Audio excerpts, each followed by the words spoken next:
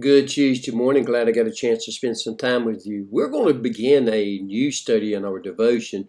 20 of the most encouraging Bible passages found in the Word of God. Now, I know you might have a different passage than what I have, but I want to give you 20 Bible passages that have been a great encouragement to me.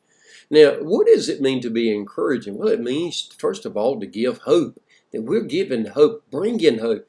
Secondly, it means to give hope with a promise. In other words, hope comes with a promise of fulfillment.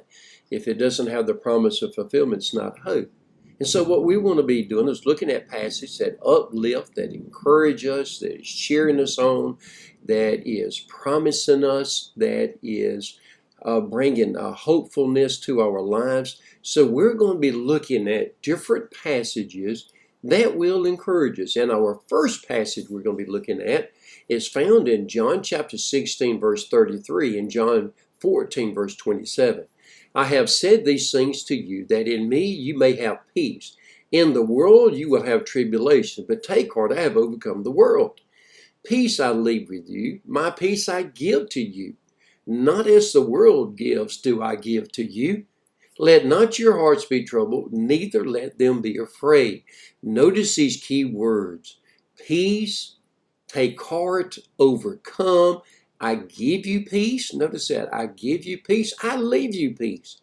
He says, let not your heart be troubled, neither let them be afraid. So peace. Now notice in this.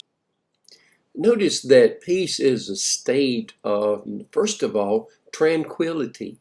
That we're living in a quietness, a peacefulness, a tranquility, a tranquil state. It means to be quiet in heart. Secondly, the fact that peace gives us not only just quiet, but also freedom from the thoughts that plague us, those oppressive thoughts that come into our heart, into our lives, that just plague our mind, that we have the freedom from it. So the peace gives us that freedom.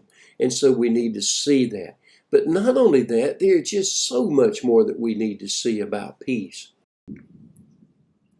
In the background, you might hear the thunder rolling, and so many times in our lives the storms come and it wants to take the peace. But the peace that comes from the Lord sets us free. So freedom, it leads us really to a quiet soul. And what I mean by a quiet soul is that we can rest in the Lord, that He says, He makes a promise to us. Notice this, I promise to give you peace. He says, I leave with you peace, my peace, and I give you my peace.